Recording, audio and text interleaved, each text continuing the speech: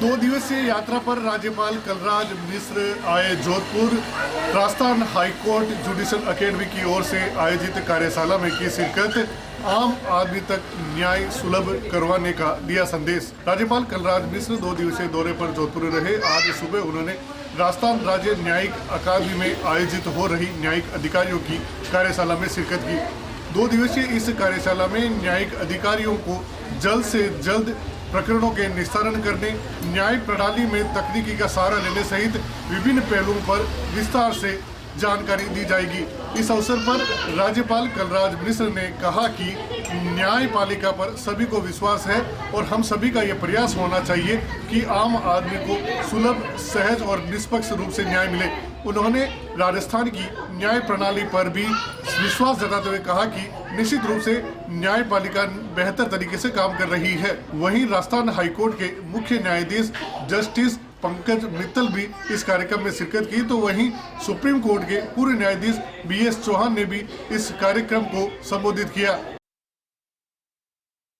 बूंदी में आज सुबह की पहली किरण के साथ ही दिल दहला देने वाले सड़क हादसे ने हर कोई सुनकर स्तब्ध हो गया। हादसे में हंसराज की पत्नी, उसकी सास और खुद हंसराज गंभीर घायल हो गए। साथ ही वैन चालक और नवजात भी घायल हो गए।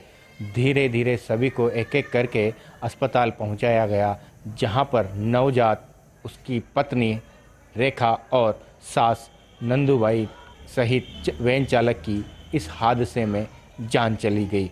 हादसे में कुल 4 मौत हो गई।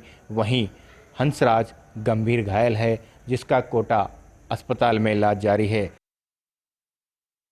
हॉस्पिटल में 2 बच्चों के रेडिएंट वार्मर में झुलसने से मौत के मामले के साथ साथ भिलवाड़ा जिले के पंडेर थाना क्षेत्र की कंजेर बस्ती में कथित रूप से बेटियों को बेचने के मामले के बाद से कपड़ा नगरी भिलवाड़ा सुर्खियों में। इन सुर्खियों को देखते हुए आज बाल संरक्षण आयोग अध्यक्ष संगीता बेनीवाल अचानक भिलवाड़ा पहुंची। उन्होंने जिला स्तर पर एक अधिकारियों की बैठक ली और अधिकारियों की बैठक लेने में दोनों जो मामले हैं, जिसमें 2 बच्चों की मौत का मामला हो या कथित रूप से बेटियों को बेचने का मामला हो, दोनों मामलों में जिला पुलिस अधीक्षक और जिला कलेक्टर दोनों से विस्तार से चर्चा की और बैठक ली। इस बैठक में मानव तस्कर निरोधी यूनिट है, उसके अधिकारियों को भी बुलाया गया। बाल कल्याण समिति के साथ साथ में महिला बाल विकास विभाग के अधिकारियों को भी बुलाया गया। उनके साथ में विस्तार से चर्चा की गई।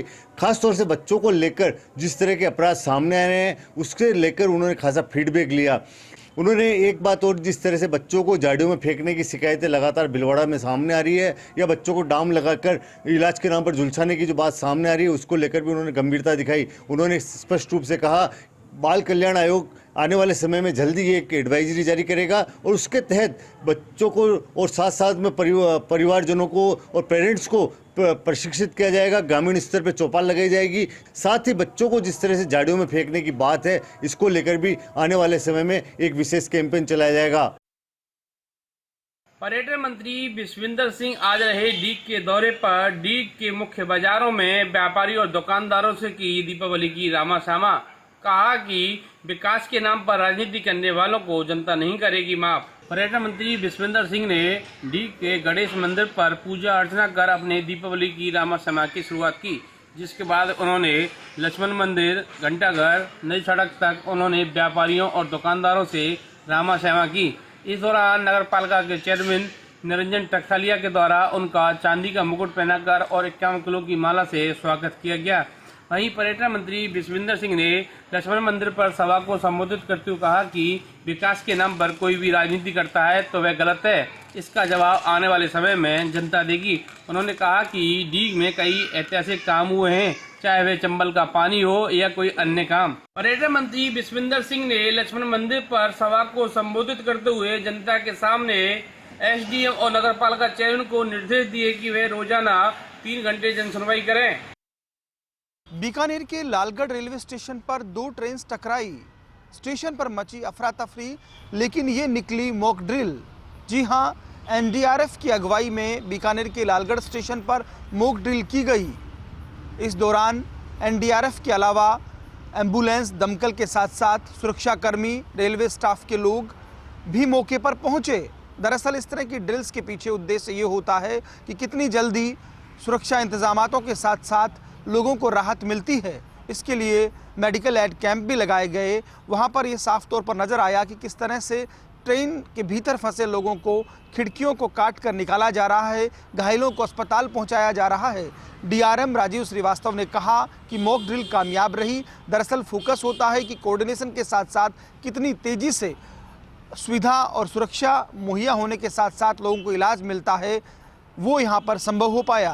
राजीव श्रीवास्तव ने कहा कि मॉक ड्रिल कामयाब रही, सभी लोगों ने अपने हिस्से का काम समय पर किया। दरअसल ऐसी मॉक ड्रिल्स के पीछे उद्देश्य ये होता है कि ये जांचा जाए कि व्यवस्था कितनी तैयार है, यदि ट्रेन दुर्घटनाग्रस्त होती हैं तो कब तक सब चीज़ें सही समय पर हो पाएँ, घायलों को तुरंत मदद मुहैया हो पाए, इन सब पर फोकस होता है। इस दौरान निश्चित तौर पर एनडीआरएफ की बड़ी भूमिका होती है। लोकसभा स्पीकर ओम बिरला अपने संसदीय क्षेत्र के दौरे पर हैं। बिरला आज विधायक मदन दिलावर के साथ रामगंज मंडी विधानसभा क्षेत्र के दौरे पर रहे, जहां उन्होंने मंडी चेचट कस्बों के अलावा आसपास के कई गांवों का दौरा किया और दीपावली की रामा श्यामा की। इस दौरान चेचट दरा समेत कई कस्बों में बिरला आम लोगों के साथ सड़कों पर उतरकर बतियाते और ग्रामीणों के हालचाल जानते भी नजर आए। इस दौरान बिरला ने चेचट और मंडी में दीपावली स्नेह मिलन समारोह में शिरकत की। उन सब का मेला यहाँ लगाएं, किसान मेला, ताकि हमारे किसान बेहतरीन बीज डाल सके, अच्छा उत्पादन कर सके। हम किस तरीके से पशुपालन को बढ़ा सकते हैं, हमारी गौ माता का हर, चाहे गोबर से लेकर सब चीजों को किस तरीके से हम नई मार्केटिंग दे सकते हैं। किसान की बहुआयामी इनकम बढ़ाने का काम हम करें।